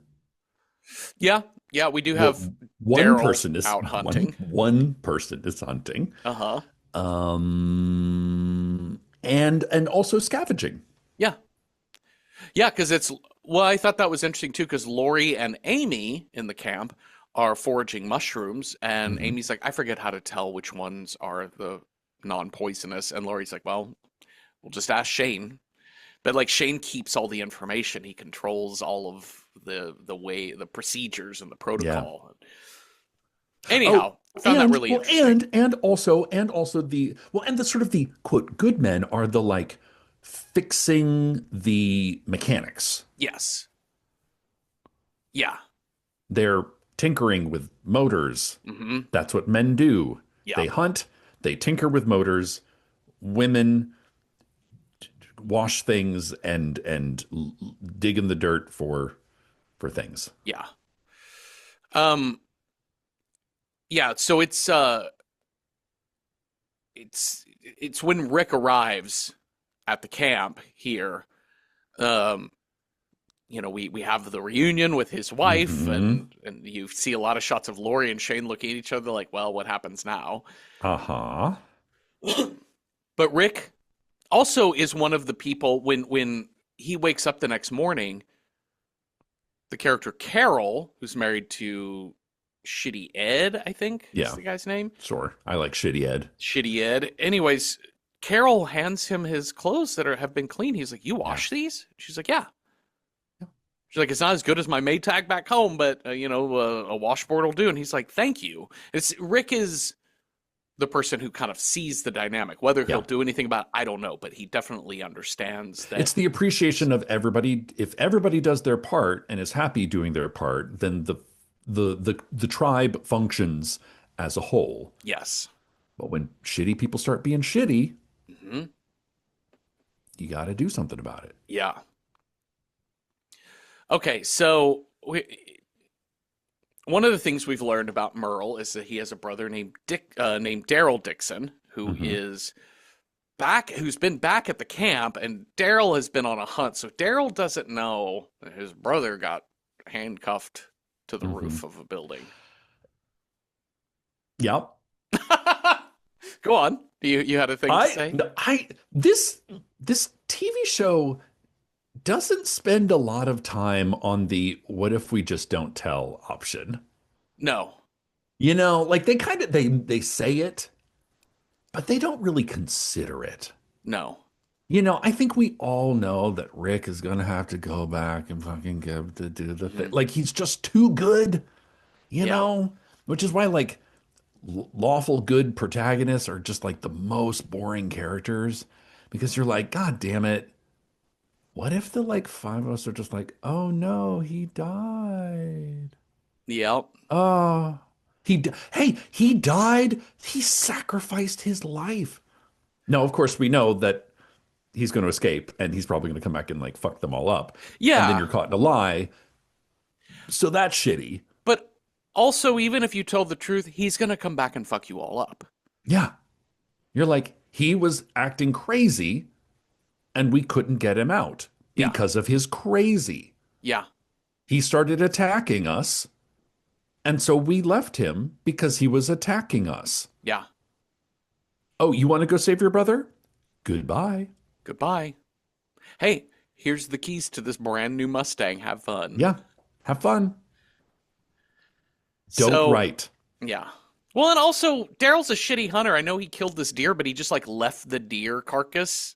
I think it was like he was approaching it. And Yeah. I think I get the impression Daryl is, I think we see him when he's mad Uh huh. because clearly, you would be, but he doesn't cross the line the way his brother does. Yeah. His brother. Like, Yeah. he does, like he gets really riled up and he's heated in the moment, but it never crosses over into villainous, No. No. which is No, why we I'm don't see assuming that here. Yeah. he gets his own spinoff, which is the only thing I know about this character. Okay, great. I did not know that, but He yeah, there it is. literally gets his own TV show from this TV show.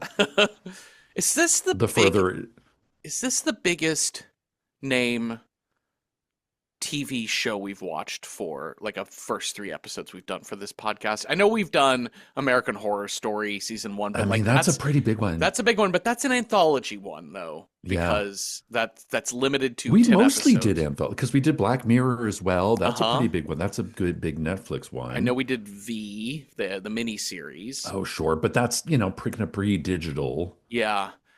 This one's But I pretty mean, big, so I do feel like, listen, please don't get mad that we don't know these things because we cannot cover oh, 85 seasons for well, because that's the one point. episode. Listen, But yeah, little children, let me tell you what it was like when you'd watch a TV show and you didn't know what happened yeah, over the course of the entire thing because you didn't binge it. You just watched a TV show and you and your friends talked about that episode. And then you said, I can't wait to see what happens next. And then you would live your life and then you would see what happens next. yeah. So again, just talking about the first 3 episodes, but you're right. They do. Daryl doesn't step over the same lines that Yeah. Merle did in the previous episode. Yeah.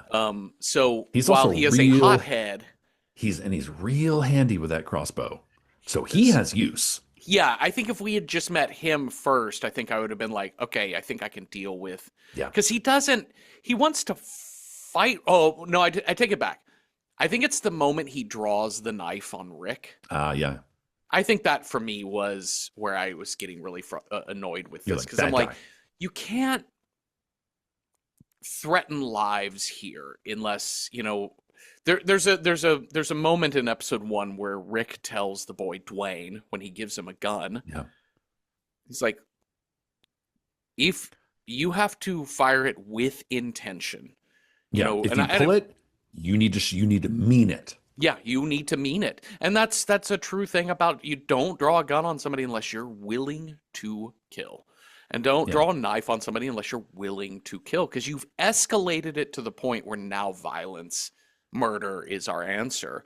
And so I think for the drama, drawing a knife makes the fight scene seem more high stakes. But also it kind of ruins this notion that, like, no, you're not viable for this camp anymore. Yeah. Unless we are a camp that wants to have more, mob rule, meaning like, you've I, lost, so now you are on kangaroo court trial. We're going to but kill I you. don't think they know what they want. You're This right. is what I'm gathering, is Yeah. that it's like they're all just happy to see other warm-bodied people. Yeah. Because we got shitty Eric, shitty Dave, whatever the fuck his name is, Shitty Ed. shitty Ed. We got shitty Ed over here, which, we have this moment with like, he wants to put a log on a fire and he just doesn't. He's like, you stay over at your campfire and you don't tell me what to do. It's a cold night. And he's like, no, we have rules. Yeah. Thanks for having this conversation the nice way. He's like, yeah, I guess take the log, Yeah. maybe it's time for you to be moving on. Yeah. And again, going back to that, this is a brand new world. If I looked at where That's we it. were a month into, say, COVID, Yeah. I would look back and be like, okay, yeah, I was like taking like Lysol wipes to my mail. Yeah. You know Yeah. what And I like mean? spending 3 hours a day doom scrolling. Yeah, yeah, Maybe that's not a good idea yeah, for my brain. I yeah. don't We're know. we're all new at this, so we're still trying to figure out what's worthwhile, and Yeah. it's not really in us yet to, my mindset in watching The Walking Dead is, I'm in video game rule, as in like, no, Yeah. I don't Yeah. need you. Yeah. Murder, you're Yeah. done. It's Were you done. done? I'm not dealing with this shit. I mean, what? Is the cops going to come? Yeah. Like we have to have that, like, oh my God, the conversation about the mermaid necklace, Oh my where they're god. like, do you think it's okay to loot? And they're like, I don't think that matters anymore. I'm like, yeah, no fucking shit. Take the pendant. Kind of the core conflict here is between Rick and Lori. Yeah. This is where we get the real soap opera of like, Ooh. husband's returned back. She's a little cold and she's dealing with some stuff and she doesn't know how to communicate it to him yet. And we know kind of on the surface, like, oh, I've been sleeping with your best friend and he's been kind of taking over. He took your place. But also, why did they just leave him in a hospital bed? Yeah. Which I have to think I would sort of understand that I was like left for dead. Yes. No, it makes sense. Yeah. They don't dwell on it, but I do think it's interesting that when Lori and what's his name, John Barenthal, have their moment by the pond, Mm-hmm. they're like, you told me he died. Yeah. You told me my And- husband was dead. And that's the big And- reveal. He was as good as dead, Mm-hmm. but not. Because I thought about that in the first episode. I was like, y'all didn't swing by the hospital? It's sort of like the Merle thing. I think there's an easy lie here. Yeah. And this gets a little bit muddied. And I'm That's because you and I are villains, Jeffrey. You and I are assholes. well, I just think it's kind of easy to say, like,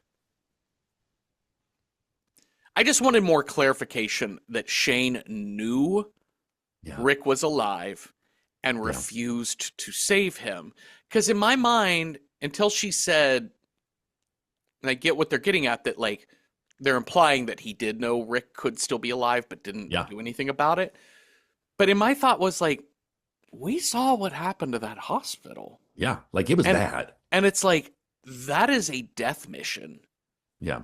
And every room and listen, I'm willing to give any episode 1 full passes on plot questions like why is Oh, this guy sure. flying? I don't know. When we met him, he could fly. He flies in the pilot. Yeah. Why didn't they eat him in that room that surely wasn't locked? Why didn't they step in and eat Well, the because somebody still? put a bed in front of the door, Jeffrey. Yeah, they obviously can't move that, No, even though they no, can break absolutely plate not. glass window or No. heavy glass windows at a department store. So I get that, but I feel like the assumption that he was dead in that hospital would have been a good one because even the Yeah. military parked outside of that hospital, they're gone did. too. Like, So and you know, so yeah, so like what Lori tells Carl is like we just told him his father died because it's honestly it's better than be like, well, your father was in a coma and uh-huh, we ran away from yeah, him because there were a lot of zombies. yeah, We couldn't get to him, so we're just gonna think in our minds, dead. yeah. But it begs the question of like, yeah, she sort of accepted whatever Shane said, and Yeah, it's sad because you don't get to see the body, you don't get to see yeah.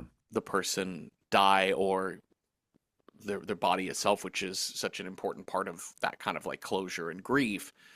And Well, that's why she brought the photo albums, Jeffrey. that's right. Which again, going back to this like very gendered, like those women and their photo albums, Oh yeah, because women are the ones through matriarchal storytelling, aka gossip, hmm, preserve continuity. yeah, Like they're the ones who remember because the men are all out like dying, tripping over deer and falling down yeah, rocks. yeah. So They're the out. women have to be like, oh, I remember him. Yeah, he only lived to the age of this. Hmm, Did you know he had a son? Really? He had a son? Oh, hmm, let me tell you about him. hmm.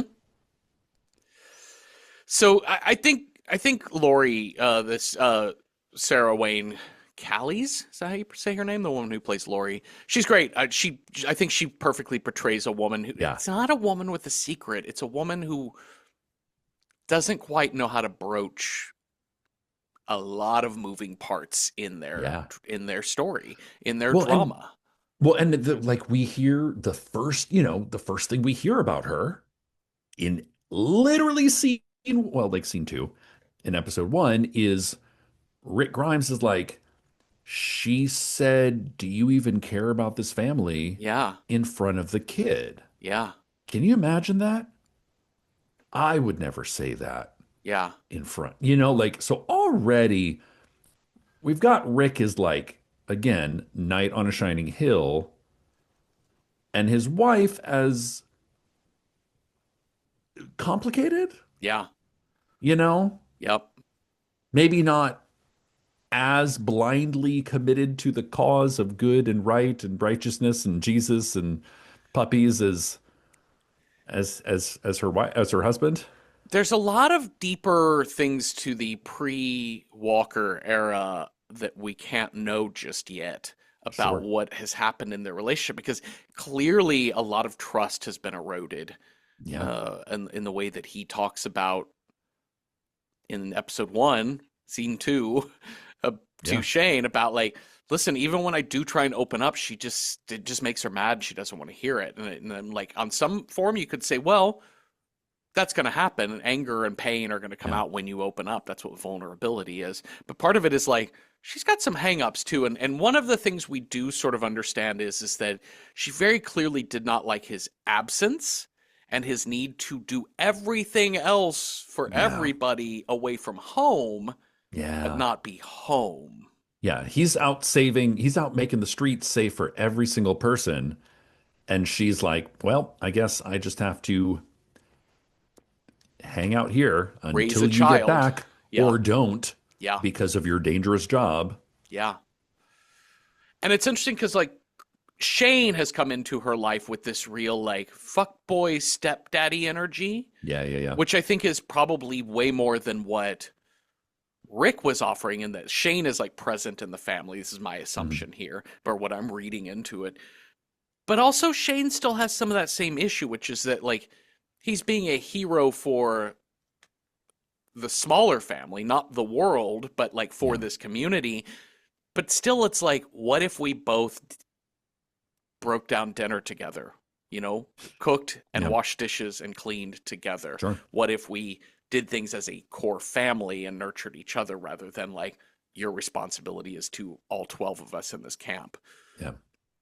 But yeah, Lori kind of loses it in a weird way. Like, as Rick is like, as everyone's talking about, Daryl wants to go back into the city to save Hmm. his brother.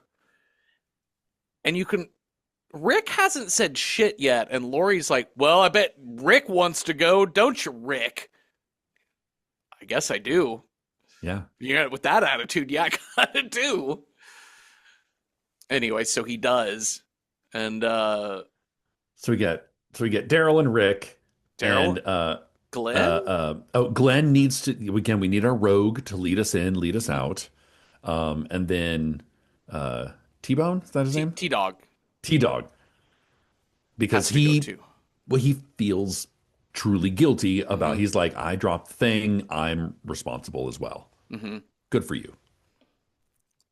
It is interesting that the comparison between T Dog's action here to be like, I need to, I feel bad. I need to atone. I need to atone, even though you're the abused, not the abuser. Right? And it's similar to our final scenes here back in the camp, which is Carol and Shitty Ed. Yeah. So Ed is going to be just like Merle is the like overt caricature of a white supremacist Yeah. psychopath, like a person, or a sociopath, like a person who just like is like flaunting their Yeah. lack of empathy. Ed does that while the women are washing clothes in the river, and he hears them laughing as they're like, "Oh, I kind of miss my vibrator. That'd be great." Yeah. And Yeah. he comes over and is just smoking a cigarette, staring at them, telling them like, "This, don't be You're laughing while you're laughing too working." much. Yeah. Yeah. How dare you have fun? I hate my shitty life. You must hate your shitty lives as well. Shitty Ed is absolutely rage bait. Andrea tries to Yeah. stand up to him, and he ends up smacking, slapping, punching Carol, Mhm. his wife. And it's Shane who comes over there and beats the living fuck out of Shitty Ed. Well, because he's clearly mad about something else, Yes.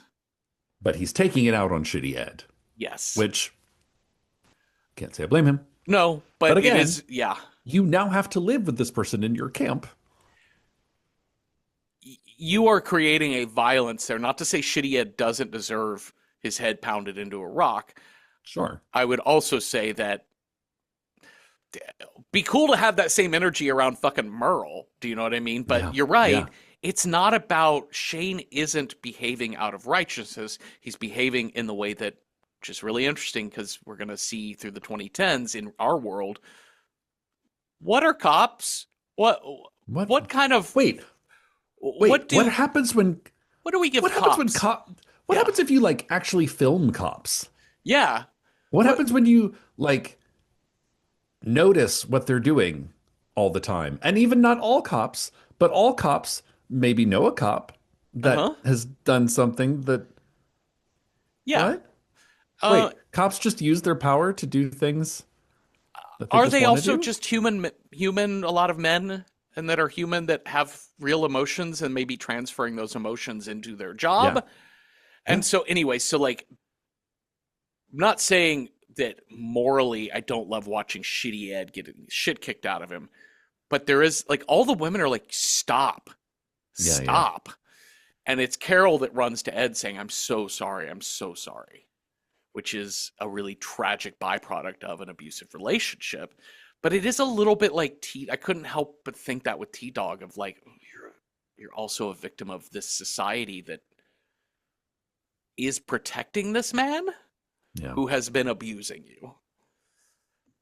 Well, Well, guess what? Hmm. They make it into Atlanta. They did it. They make it up to the roof. We They don't got the really see bolt how, but they cutters. do. Well, like we just assume that Glenn has his ways Yeah. and that under normal circumstances they can sneak in Yes. quietly and the zombies have dispersed. Truth. But this is a wild cliffhanger. I think we all knew he wasn't going to be there and Yeah. we're like, where did he go? But the fact he cut off his own hand and Awesome not reveal. Yeah. and not the handcuff? Yes. That makes no fucking sense, but I What? goddamn loved it. Did- huh? It's Okay. so it brought it back to graphic novel for me, which I really Yes. love. Oh, it was very visual, that reveal. Hmm. Yeah, yeah, yeah. Because you pan down, because we saw the fucking hacksaw fell out of the Yeah. bag. Well, We I mean, he know, was begging. He's like, "Hey, go get me that hacksaw over there," you know. and so when the camera pans down to show just the empty handcuff, you're like, wait a minute. And Yeah. then it pans down more, and then there's because the handcuff is still sealed shut, Yeah. and then there's the hand on the ground. Why did he not do or the pipe? I mean, it's definitely setting up. We knew it from the moment he dropped the N bomb that Oh like yeah. this He's gonna man's be wheels have already come off. Like he's yeah. not right for this world. He's not right He's for gonna be the good trouble guys. for all of them. Yeah, As long as he's alive, he's gonna be trouble. yeah. But again, Which again, I'm like, oh no, he died. no, no. We're full comic book here. This is what we're doing. So it's good times. Had a blast. The end of episode 3. That's all we're covering for this What show. happened? Oh, hey, Ah, listen, I feel like this is a really solid 3 episode arc. it's We so got good. the fall of humanity. We got the I'm looking for my wife and kid. Mhm. I found some people that accidentally know my wife and kid. I'm reunited with my wife and kid, but then I must leave them again because I don't know, go kill another horse in the Yeah. line of duty. All right. Well, let us rate this TV show, shall we? Um, I'm going to give the first 3 episodes of The Walking Dead. I'm going to talk about approachability. If you're horror movie squeamish on a scale of 1 to 10, 1 being not at all approachable, 10 being very approachable. I'm going to give these first 3 episodes I'm going to say 4 out of 10 hot wired muscle cars, maybe Mm, 5. It's very I don't quite know how to put my finger on it because it's a TV show. yeah. It's not that the gore isn't there. It's not that the scares aren't there or that the tension isn't there. Like, it's really tense watching them walk through the crowd of zombies slowly or him having to go in the darkened stairwell. Um, and there are some jump scares and things like that. But there's something about a TV show that is a little bit easier to watch because I think it's not strung as tightly as a film. Because a film's got 90 minutes or however long. If you're the Swarm, you've got 3 185 hours, minutes. Yeah. But the length of a Bible. you know, but in this, TV shows have to pace No, I see what you're themselves. saying. Yeah. And so I I was would gonna say say that 5 out of 10 the hot wired gore muscle and cars. violence are very much like parceled. Yeah. So like you have little pockets Hmm. that kind of come and go, and then you're back into pretty well lit, pretty people Yeah. engaging in scripted scenes. Yeah. So content warnings for child death, horse death, blood and gore, white supremacy, domestic violence, aftermath of a suicide, some jump scares and tension and all that I mentioned. So yeah, let's say 5 out of 10 hot wired muscle cars. Cecil, to speak nothing of approachability, how do you rate this as a horror television program? As a horror TV show, I'm so conflicted on this. Like, I remember watching this and thinking, this is very good. Hmm. This is maybe not for me. Hmm. I watched my one season and I went, cool. I'm Yeah. going to do something else for a bit because I'm like, oh, that's just like 28 Days Later. Right. Oh, that's just like Night of the Living Dead. Oh, that's just like Shaun of the Dead. And I'm not saying it's not original. I think it's just there was a time when Hollywood fucking loved zombies so hard Uh-huh. they just beat the horse to death and it zombified and then they beat it to death as many ways they could possibly do it and then it became how can we creatively look at zombies again. Yeah. So it's interesting going back and watching it. I think it's good TV. Yeah. But am I going to watch all 12 seasons? Maybe not. No. So for that reasons, I would give this, I'll give it 7 out of 10 stop and go Atlanta interstates. Perfect. Let's figure out a movie we're going to watch next. You've got a scare die. I've got a style die. We'll roll those dice up and see what movie matches those two things. Cecil, on your scare die, if you roll a 1, our next movie scares technology. 2, vampire. 3, demonic. 4, a wild card. That's been on there 19 weeks. 5, psycho killer. Or 6, something cursed. What is our scare? That's a 3. Demonic. It's been on there for You 6 demon. weeks. Okay, great. All right, we're going to match up your demonic with the style that I roll. If I roll a 1, it's got to be based on a true story. 2, it's got to be have a 5+ word title. That's been on there 14 weeks. That's our longest running thing in style. 3, it's got to be from the 1990s. 4, in Espanol. 5, a prestige horror. Or 6, a horror comedy. Let's see what we've got here. Demonic meets style. That is a 5, prestige demonique. Oh, That's been on there for 5 weeks, that prestige. this will be Okay. interesting. Yeah. Okay, so we wrote down a couple of thoughts here that were demonic meets prestige, and we also are at Random Horror 9 on Letterboxd. You can check out our lists there, and we put lists up of all the possible die rolls, and you can leave comments to add movies that we might have missed. So here's what we wrote down on prestige demonic. Prestige, by the way, we kind of meant big A-list budget, actors. A-list actors, Yeah. directors, something that was heavily marketed. So it doesn't necessarily need to be great. Like The Swarm, which we covered last week, would have been a prestige film because of the people involved, the marketing put into it. But I feel like fucking we sucked. owe our fans, we owe them one for the prestige choice of the Mephisto waltz. Yes, and I think Because we were like, Alan Alda, he's famous. Yeah. Jacqueline Bisset, she's famous. Oh no, No. this movie. yeah, and also movies I think that just over time have become prestigious in their own Sure. way. Okay, so here's what we wrote down. Constantine, I mean, Keanu Reeves, ready for another another graphic comic novel. book? Yep. Another graphic novel book? Or another graphic novel book? Yep. Hellboy is also. I mean, Yeah. that first Hellboy is real good. It is real good. That first Hellboy is actually the first and second Hellboys are real good. We've also got The Prophecy I from will admit 1995. this is kind of this may be the one that I'm pulling for. Okay. Because it's the whole idea that it's like the angels. Christopher Walken is an angel, but he's the bad guy, and the devil is in it, and it's Viggo Mortensen, and he's real fucking sexy. But it's like kind of the flipped version of like angels are good, demons are bad, and this one it's like no, these angels are out to kill humans. That's interesting. Interesting. Yeah, I've never seen this movie, but it looks great. It looks really interesting. We've also got End of Days from 1999. Listen, it has Arnold Schwarzenegger and Gabriel Byrne, Kevin Pollak. These are all names. Miriam Margolyes, Udo Kier. These are all names you know. Mm-hmm. I've not seen this movie since it came out, and I remember going, "What?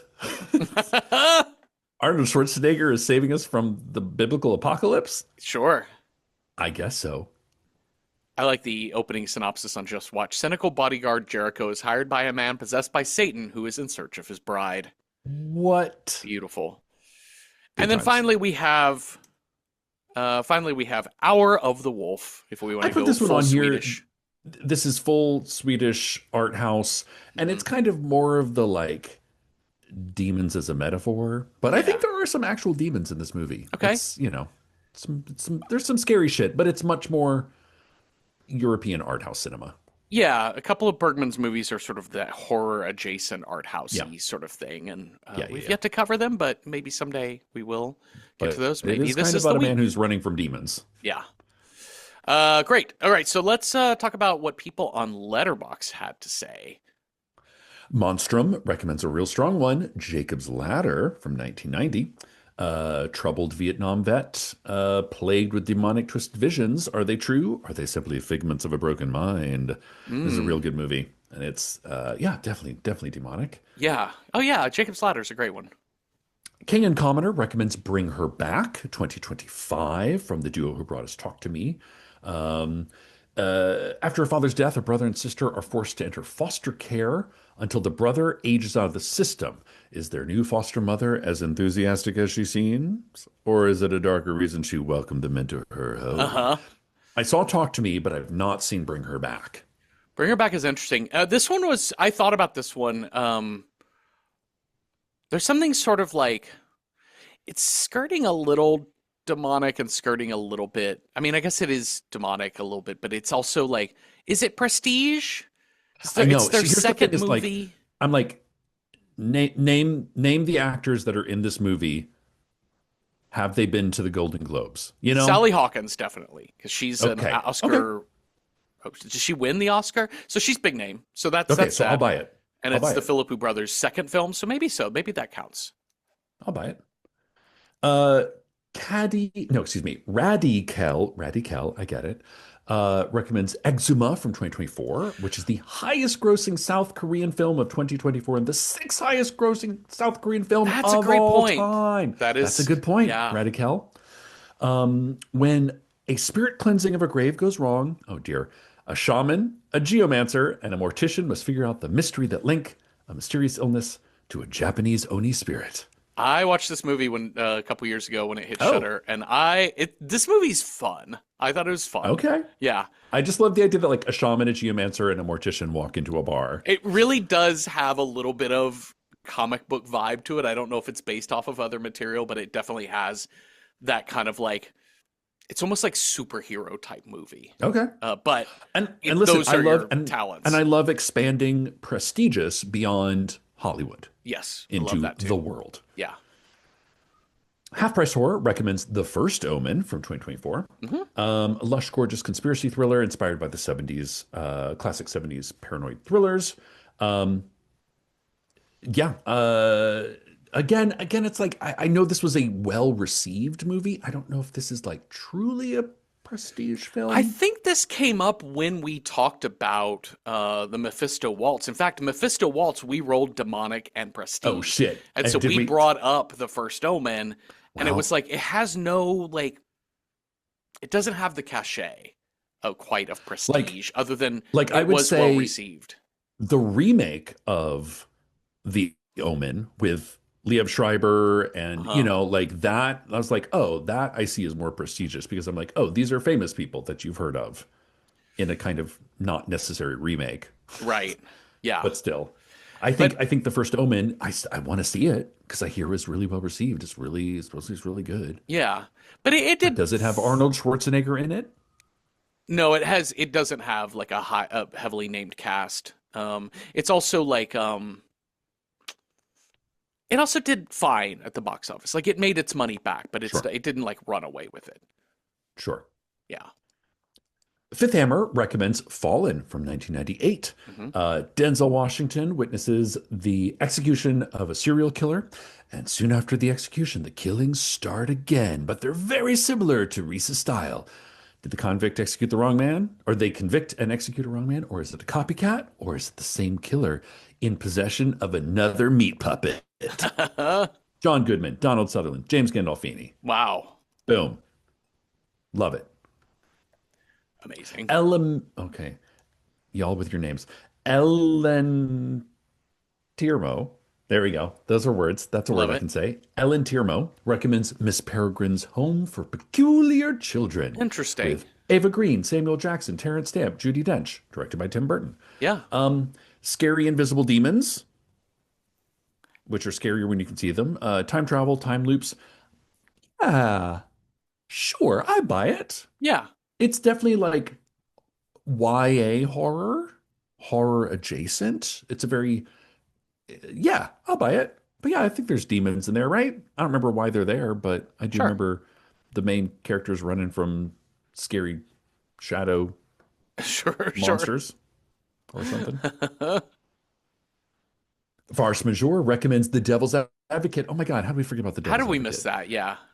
I mean, this movie is ridiculous. Keanu as a young Southern lawyer. Hmm. Al Pacino is the devil, and Charlize Theron is his wife, who is Hmm. fucking caught in the middle. This movie. It's like this movie is so ridiculous, but I kind of love it. Yeah. It's also I'm of that era when I was like, I can't believe this movie was made, but also I kind of love it. A. Simon recommends an interesting one. This is maybe more of a ghost story than a demonic, but I'll buy it. 1408 with John Cusack and Samuel L. Jackson. John Cusack stars as a jaded paranormal author who ignores Samuel L. Jackson's warnings and checks into the most haunted hotel, who kills anybody who stays in it. Uh-huh. And those rumors are very true, and this room is very evil. I love Hmm. this movie. This movie was like, it was one of those movies that came out where it's like, look at these two famous actors are in a kind of quiet, true horror film that doesn't like shit on your brain. That isn't like made for teenagers. It's like a well thought out film. Right. But again, maybe a bit more of a ghost story than a demon movie? Yeah. Question mark. Wandering Star recommends Legend 1985. That's interesting. Is it dark enough of a dark fantasy to tip into horror? Perhaps. Certainly the demon is iconic, It's very regardless. true. Highly agree. Yeah, there's definitely some horrific elements to this. I can Yeah. see it. Bugava Yes. recommends Princess Mononoke, one of the scarier Uh-huh. Ghibli films, bookended by two great kid-friendly demon scares. Uh-huh. Worth considering, especially if you want an option that's something other than a Christian understanding of what a demon Yeah. is. Great point. Truth. And do we have one more? Yes, Shoe we do. fairy. Yep. Shoe Fairy recommends Legion. A Yeah. group of people attempt to protect an infant savior from angels and the possessed in an apocalypse. I think this is kind of similar grounds to the prophecy Yeah. in that it's like, oh no, and this human baby, Yeah. save the humans. Oh no, an angel. Yeah. That's bad. Paul Bettany. Um, well, we have some pretty good ones on here, It's Cecil. quite a bit. Um, I mean, I kind of want to lean into, okay, first and foremost, I want to lean into good. Yes. Just because our last demonic prestige was the Yeah, it Mephisto was a bit Waltz, of a, which is a little it was bit a of bit of a miss. so something good. And I really would love to nail prestige, something that really Yeah. gives us Yeah, yeah, yeah. star director, star actors, something to that effect. And so Devil's Advocate, Constantine, Hellboy, The Yeah. Prophecy, I think Yeah. all of Yeah. those really, really, really are Fallen. Fallen. Yeah. But again, Um, I've not seen Fallen, so I don't know how is it demonic? I don't know if it's like kind of like serial killer. Did you get serial killer on my demon? Or did I get demon on yes. your serial killer? Like I Yeah. don't know what the twist is, and I don't want to spoil it for myself or anybody else. Yeah. But I would watch it for the show. I would also Jacob's Ladder is a good Jacob's Ladder is choice. a great one. It's an iconic film. Tim Robbins, iconic role for him. And listen, I've not seen it, but I don't want to sleep on eczema. I was about to say Eczema is another one because that is another movie that is prestige, but just not in the United States. The sixth I think highest I grossing think we have film in a six. country's history. I Yeah. know, right? I think we have six solid contenders. So we were Because I have doing. like two. I have two that I could champion, Mhm. but I could expand it to three that I'd be happy with. And then out of the list of things we just said, I'm like, I'd watch any of these movies. What were the two you would champion? I think my two champions would be The Devil's Advocate and The Prophecy. Yeah. Yeah. I think those are rock solid. I mean, I do like that those are in the kind of like I'm gonna say horror pantheon, but they're Mhm. movies that I think are really big parts of you're talking about like top 100 type of demonic I movies. mean, it's also like, it's not a coincidence that they're kind of back when like culture was a monolith, you Yeah. know? Like everybody watched these movies when they came Yeah. out. So every. I think where I'm leaning was toward I was feeling pretty strong about The Prophecy because it's a movie that like I think is like a lot of horror movies in that I think when it came out, it generally, especially in the 90s when we weren't, Yeah. I think, respecting When horror horror was quite as dumb. much as we do a little bit more today in the Yeah. critical world. So I think it kind of got beaten and battered by the Yeah, yeah, yeah, critics. yeah, yeah. But I think it's a movie that I think is held on later. And it's also, we're talking about, let's see, who's our cast here? Christopher Okay, Walken, Christopher Virginia Walken, Madsen, Eric Stoltz, Viggo Amanda Mortensen. Plummer, Adam Goldberg. Oh, Adam Goldberg, I yes. love him. But I think having Christopher Walken at the center of your Eric 90s Stoltz. I think it's like movie. Eric Stoltz and Virginia Madsen are kind of our two protagonists in this Hmm. film. And also, I've literally not seen this movie since 1995. I literally have not seen this movie, and until you Oh, brought come it on, up, let's do it. yeah, I think Angels and that's the way to go. Demons, Yeah, Christopher Walken. I'm sorry to not do a I roll think because I was this is a really good kind of secretly hoping to get Exuma, but also I really want. I just really want after we did that. I really want a known commodity. Prophecy may not be a movie I like at all. It might Yes, suck. I yes, have no yes, yes. idea, but it seems to fit perfectly with what we're doing. So let's go with that. I think so. All right. Well, Yeah, thank let's you watch it. all for listening. Thank you, Cecil, for talking with me. If you have thoughts on the first 3 episodes of The Walking Dead, or I don't know if you want to talk about more of the show, let us What know. happens in season 11? That's right. Or if you have thoughts on good demonic prestige horror film, let us know at Random Horror 9 on Blue Sky, Instagram, or Patreon. And on Patreon, we have free public discussion threads for every episode. And watch The Prophecy from 1995 with us this week. And come on back next Tuesday for a new episode. Have a restful night with no racists in your adventuring party or nothing. Boo.